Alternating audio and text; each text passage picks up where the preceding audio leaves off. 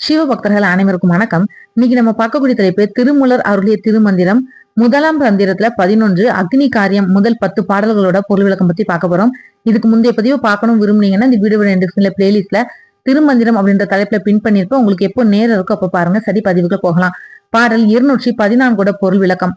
ஒழுக்கத்திலிருந்து கொஞ்சமும் மாறாத வேதம் அறிந்த அந்தணர்கள் கருத்தோடும் சிரத்தையோடும் மந்திரங்கள் ஓதி நெய்யிட்டு ஹோமத்தினால் மாசில்லாத சுத்தமான மழை நீரை தரக்கூடிய மேகங்களை கொண்ட வானமும், அது பொழிந்தால் வளம் பெறக்கூடிய நிலங்களும், அப்படி வளம் பெற்ற நிலங்களில் விளைந்த விளைச்சல்களை பெற்று அதை சுற்றி 8 திசைகளிலும் வாழக்கூடிய நாட்டு மக்களும், அந்த மக்கள் திசைக்கொரு காவலர்களாக வைத்து வணங்கக்கூடிய பல தேவர்களோட கூட்டமும் ஆகிய இவை அனைத்துமே தனது காரியங்களை சிறப்பாக செய்ய வேதங்களும் வேள்விகளும் முக்கியமாக இருக்கிறது.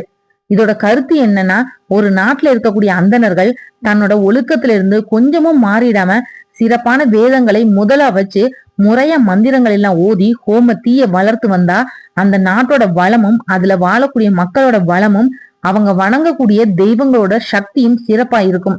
இதுதான் பாடல் 214 பொருள் விளக்கம். பாடல் 215 பொருள் விளக்கம். அரிய பொக்கிஷமான வேதங்களை முறையா மந்திரங்கள் ஓதி ஹோம தீய வளர்க்கக்கூடிய அந்தணர்கள் தன்னோட முக்திக்கு வழி தேடி ஹோமம் செஞ்சு பெற்றதை பிறருக்கும் கொடுத்து மிஞ்சியதை மட்டுமே உண்டு வாழ்வாங்க.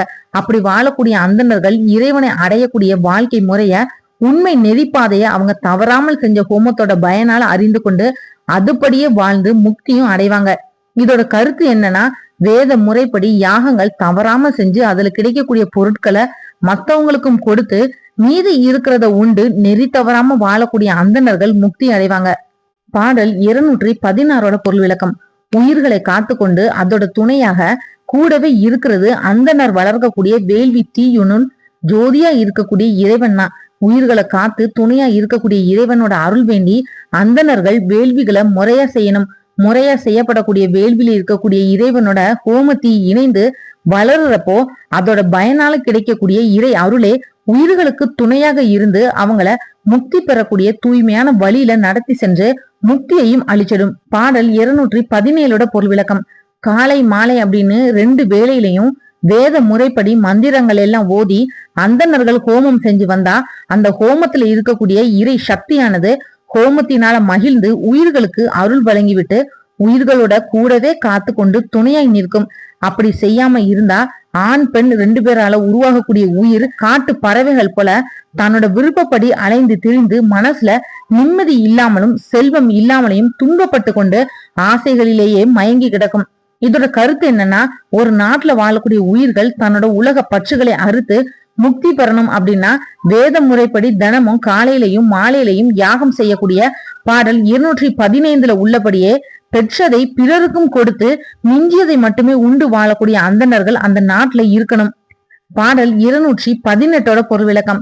யாகத்துல இடக்கூடிய நெய்ல பற்றி கொண்டு எரியக்கூடிய பெரிய நெருப்போட உள்ள இருக்கக்கூடிய இறைவனோட அருள் கொண்டு தன்னோட ஆண்மை இருளான மும்மலங்களை, அதாவது ஆணவம், கண்மம், மாயை, இது எல்லாத்தையும் எரிச்சு முக்தி பெறக்கூடிய விதத்தை அறிந்து கொண்டவங்களுக்கு இருளை நீக்கக்கூடிய ரத்தினம் போல வேள்வி செய்யறவங்களோட உள்ள இருந்து மும்மலை இருளை நீக்கி அவங்கள முக்தி பெறும்படி செய்யக்கூடிய மாபெரும் செல்வம் அவங்க வளர்த்த ஹோம தீ தான்.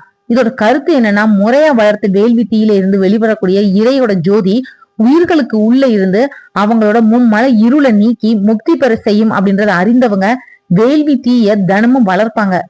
பாடல் 219 பொருள் விளக்கம். இரவு நேர இருளை நீக்கிறதுக்காக ஆழமான அகல் விளக்குல எண்ணெயை ஊற்றி திரியிட்டு எரித்து ஒளிய பெறுறது மாதிரி பிறக்கிறப்பவையே உயிர்களோட பிறக்கக்கூடிய வினைகளையும் அதோட பயனால வரக்கூடிய பலவிதமான துன்பங்களையும் நீக்க யாக குழி ஏற்படுத்தி அதுல நெய்ய ஊற்றி திரி போல குச்சிகள் எல்லாம் இட்டு முறைப்படி மந்திரங்கள் எல்லாம் ஓதி யாகம் செஞ்சா அந்த யாகத்திலிருந்து தோன்றக்கூடிய இறை ஜோதியானது மேல எழும்பிய உடனேயே வினைகளை சுட்டு எரிச்சிடும். வினையினால ஏற்பட்ட துன்பங்கள் எல்லாமே விழுந்துடும். இதோட கருத்து என்னன்னா, மோட்சத்திற்கு தடையா இருக்கிறதும் பிறந்த பிறவிலேயே துன்பங்களை தருறதும் பிறப்போட உடன் வரக்கூடிய வினைகள் தான். அந்த வினைகளும் அதனால ஏற்படக்கூடிய துன்பங்களும் நீங்கி நிரந்தர மோட்சம் கிடைக்கிறதுக்காக முறையாக மூட்டிய வேள்வி தீ உங்களுக்கு உதவி செய்யும்.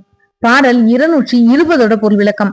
உலகத்துல கிடைக்கக்கூடிய செல்வங்கள் எவ்வளவு பெருசா இருந்தாலும் அது உயிர்களுக்கு துன்பத்தையே கொடுக்கக்கூடிய கேடு அப்படின்றத உணர்ந்து கொண்டு அரிதான வேதத்தை தந்த இறைவனை நாடுங்கள். இறைவனை அடைஞ்சு பேரின்பமாகிய இறை செல்வம் கிடைக்க வேண்டும் அப்படின்னு வேத முறைப்படி யாகத்தை வளர்த்து அது மூலமா அதை பெறுவதற்கு உயிர்களும் முயற்சி செய்து. பாடல் 221 பொருள் விளக்கம்.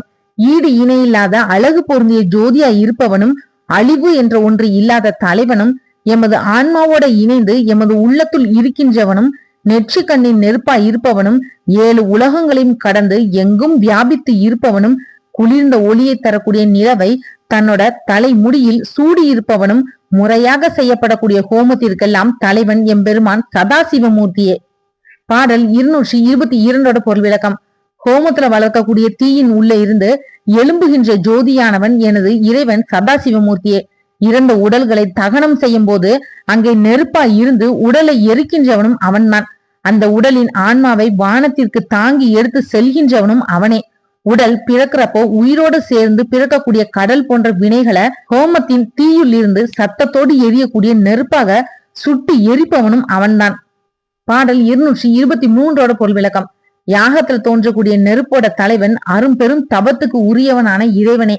யாகம் வளர்க்கும் முறைகளை வேதங்கள்ல வழங்கியனும் அவன்தான். வேத முறைகளை பலவித ஆகமங்களாக வகைப்படுத்தி அருளியவனும் அவனே. இறைவன் வழங்கிய வேதங்களையும் ஆகமங்களையும் தவறாமல் செயல்படுத்தி உலகத்துல எங்க போனாலும் அங்க முறைப்படி யாகத்தை வளர்த்து யாகத்து மூலமா அங்க இருக்கக்கூடிய உயிர்களுக்கு இறைவனோட அருளை கொண்டு வருபவன் அந்தணன். அதனால அவன் உடல் அளவுல கொஞ்சம் துன்பப்பட்டாலும் அந்த துன்பத்தில் இருந்து இளைப்பாரி பெருமளவு இன்பம் பெறும்படி இறைவன் அவனுக்கு வழங்குவது மாபெரும் புகழே. இதோட கருத்து என்ன அப்படின்னா, இறைவன் கொடுத்த முறைகள் படி உலகெல்லாம் சென்று உயிர்கள் இறைவனோட அருளை பெற வேண்டி எந்த அந்தணன் யாகம் வளர்க்கின்றானோ அவனுக்கு அளவில்லாத அளவு இன்பத்தையும் புகழையும் இறைவனே வழங்கிடுவான். இதோட முதலாம் தந்திரம் 11 அக்னி காரியம் 10 பாடல்களோட பொருள் விளக்கம் முடிஞ்சது. அடுத்த ஒரு வீடியோல முதலாம் தந்திரம் 12 இருக்கக்கூடிய அந்தணர் ஒழுக்கம் பாடல் 14 பொருள் விளக்கம் பத்தி பார்க்கலாம். இந்த வீடியோ உங்களுக்கு பிடிச்சதா மத்தவங்களுக்கு ஷேர் பண்ணி விடுங்க. இன்னும் சிவபெருமான பற்றியும் முருகப்பெருமான பற்றியும் உங்களோட இஷ்ட தெய்வங்கள் பற்றி நிறைய தேடல்களுக்கு மறக்காம சேனலை சப்ஸ்கிரைப் பண்ணி சப்போர்ட் பண்ணுங்க. நாளைக்கு மற்றும் ஒரு நல்ல தலைப்புல நான் உங்களுக்கு சந்திக்கிறேன். நன்றி. ஆன்மீக தேடல்ல நீங்களும் தேடலாம் உங்களோட இஷ்ட தெய்வத்தை பற்றி. முதல் தடவை நம்ம சேனலை பார்க்குறவங்களா இருந்தீங்கன்னா சப்ஸ்கிரைப் பண்ணி பெல் ஐக்கான் ஆன்னு கிளிக் பண்ணிடுங்க. அப்பதான் நான் போடுற பதிவு உடனடியாக நோட்டிஃபிகேஷனா உங்ககிட்ட வரும்.